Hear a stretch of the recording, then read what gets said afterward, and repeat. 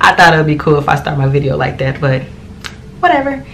Anyways, so welcome back to my channel. Today I'm gonna be doing a half marathon review for the KLM Curacao half marathon. As you can see, I'm not at home right now. I'm actually in Indiana, which is really random, I know. So we'll just deal with it. But before I get into the actual race review, I want to tell y'all how I even found out about the race. So there's this girl on Instagram who I follow named the Travel Runner. And so I've been seeing her for a while. So I liked a couple of her race pictures. She liked a couple of my race pictures. And then one day she just randomly hopped in my inbox and was like, hey, I see that you like running races. Would you be interested in running the KLM Curacao half marathon? Okay.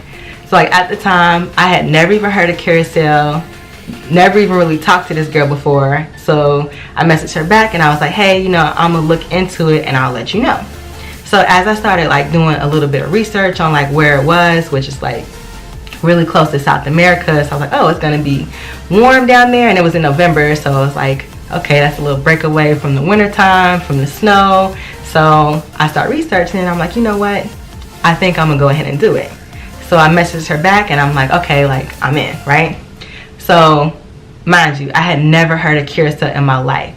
So when I was talking to my mom about it, I'm like, hey mom, this girl had asked me to do this race in Curacao with her and I'm researching it and it looks so pretty. I'm gonna go to Curacao and run this half marathon.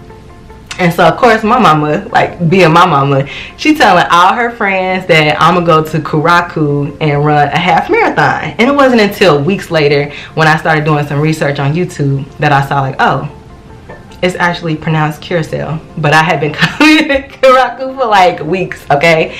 But anyways, I digress. So I stayed at the KONTIKI beach resort, which was absolutely beautiful. Like the inside, my room was gorgeous. It was like well lit.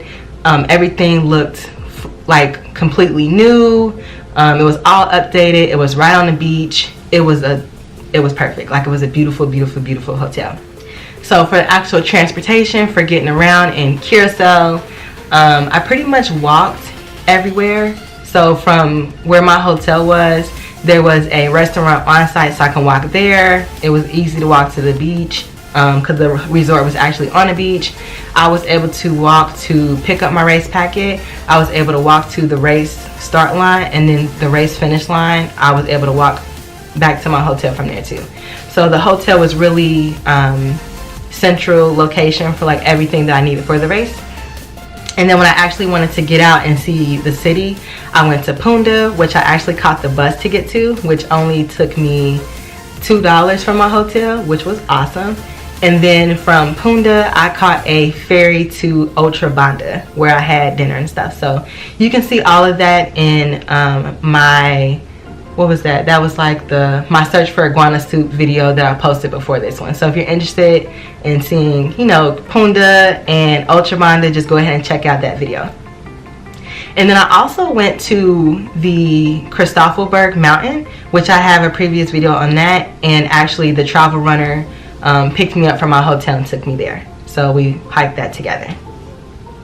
So the running expo was really close to my hotel. I could walk there. It was like a 5-minute walk.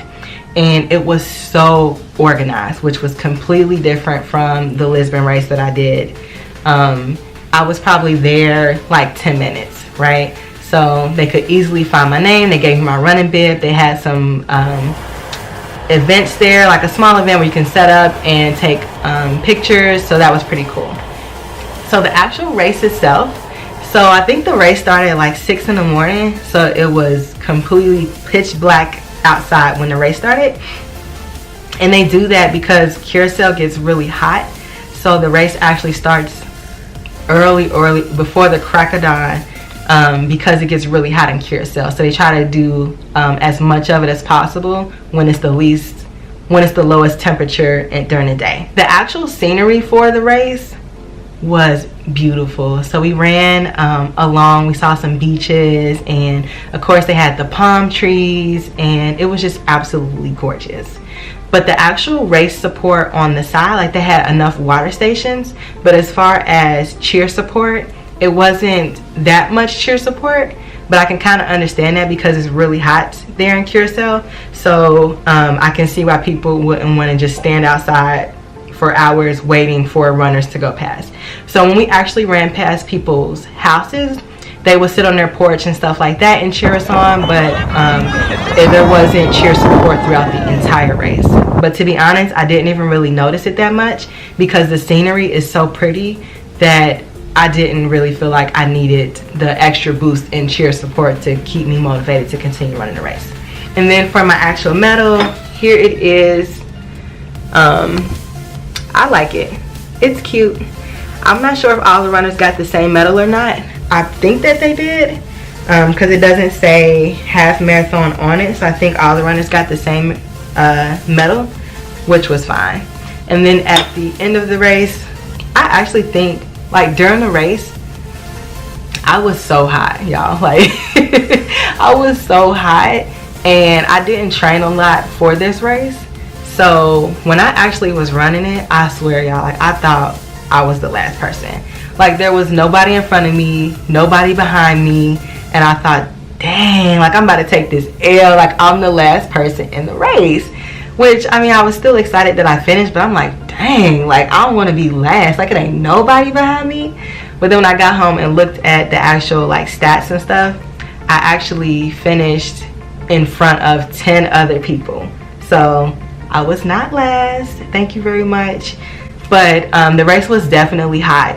I tried to stay well hydrated and drink enough water, but there was some parts that I just flat out just had to walk because it was so hot. But it was definitely worth it. Like, it was so pretty. So if you decide to do the race, I just recommend don't, like, push yourself, but don't overexert yourself to the point to where you pass out.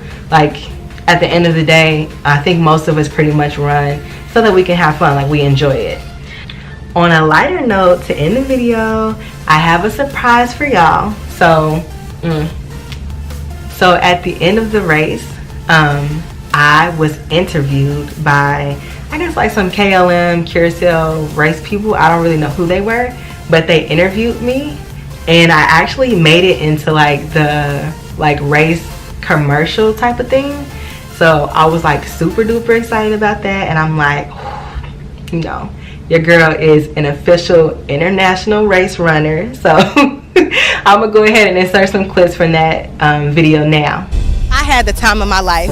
I had a great time. It was amazing. I'm really sweaty, but I earned every ounce of this sweat. I had a great time. This island has been beautiful.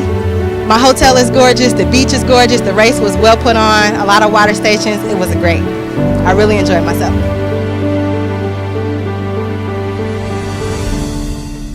So if you want to see the full clip of the video, I'll put it in the description box below. But basically, you know, I's an international race runner now. So anyways, alright y'all, hopefully you enjoyed this video, and if you happen to run the KLM Curacao half marathon, put in the comments below and just let me know how the race went, or if you're interested in running it this year or next year, let me know. I can probably give you some tips on where to stay, what kind of restaurants I went to while I was there, or you can just check out my previous videos so you can see that.